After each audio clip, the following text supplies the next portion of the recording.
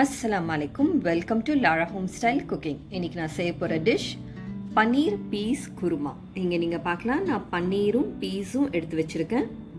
இதுல வந்து ஒரு கப் அளவுக்கு தேங்காவும் பாதாம் அதாவது ஆல்மண்ட்ஸும் எடுத்து வச்சிருக்கேன் நான். இப்போ இந்த தேங்காவும் ஆல்மண்ட்ஸும் சேர்த்து நம்ம அரைச்சி பேஸ்ட் பண்ணி எடுத்துக்கலாம்.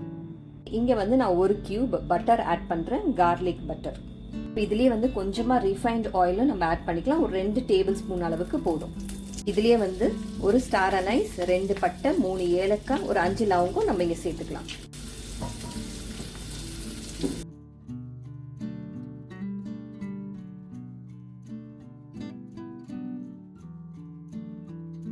பார்க்கலாம், ஆனியன் நல்ல கோல்டன் ப்ரௌன்ல வந்துருச்சு. இந்த ஸ்டேஜ்ல நம்ம இங்க வந்து ஒரு டேபிள் ஸ்பூன் அளவுக்கு ஜிஞ்சர் கார்லிக் பேஸ்ட் ஆட் பண்ணிக்கலாம். இப்போ இதுலயே வந்து ஒரு 1/4 டீஸ்பூன் மஞ்சள் சேர்த்துக்கலாம். ஒரு 1.5 tablespoon black pepper powder நம்ம அது சேர்த்துக்கலாம். ஒரு மீடியம் சைஸ் தக்காளி பழமும் புதினா, கொஞ்சம் கையளவு புதினா, இது ரெண்டுத்தையும் சேர்த்து நான் அரைச்சி பேஸ்ட் பண்ணிருக்கேன். இப்ப நம்ம அரைச்ச பேஸ்ட் இங்க சேர்த்துக்கலாம். இப்ப இதையும் நல்லா மிக்ஸ் பண்ணிக்கலாம்.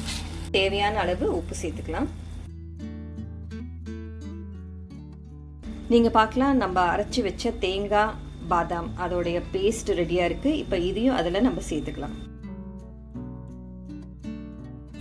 இதையும் நல்லா மிக்ஸ் பண்ணிக்கலாம். ரொம்ப ஃப்ளேவர்ஃபுல்லான ரெசிபி இது. பனீர் பீஸ் குருமா ரொம்ப டிஃப்ரெண்டா இருக்கும். நார்மல் குருமா டைப் கிடையாது இது. நம்ம தேங்காவோட கொஞ்சம் தண்ணி வந்து ஒரு 1/2 டம்ளர் நம்ம அதுல சேர்த்துக்கலாம்.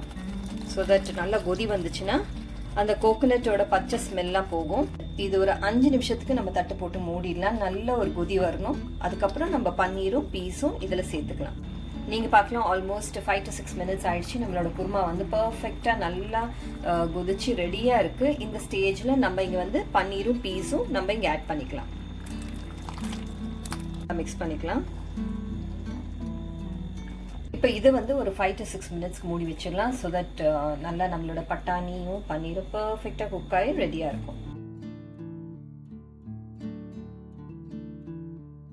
இதோட பன்னீர் பீஸ் குருமா பர்ஃபெக்டாக ரெடி ஆயிடுச்சு. பாருங்க, கன்சிஸ்டன்சிலாம் கூட ரொம்ப ஆப்டாக இருக்கு. இது வந்து நீங்கள் சப்பாத்தி, ரோட்டி, நான் எது கூட வேணால் சாப்பிடலாம்.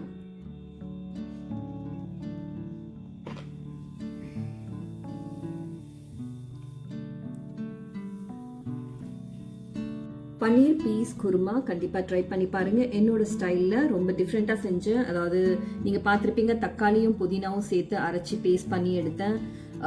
கார்லிக் பட்டர் ஆட் பண்ணி செஞ்சனால இன்னும் ஃப்ளேவர்ஃபுல்லாக இருக்குது இந்த குருமா. கொஞ்சம் டிஃப்ரெண்ட்டான ஸ்டைல் மட்டும் இல்லைங்க, டேஸ்ட்டும் ரொம்ப டிஃப்ரெண்ட்டாக இருக்கும். கண்டிப்பாக லைக் பண்ணுங்கள், ஷேர் பண்ணுங்கள், சப்ஸ்கிரைப் பண்ணுங்கள். இது உங்கள் லாரா ஹோம் ஸ்டைல் குக்கிங்.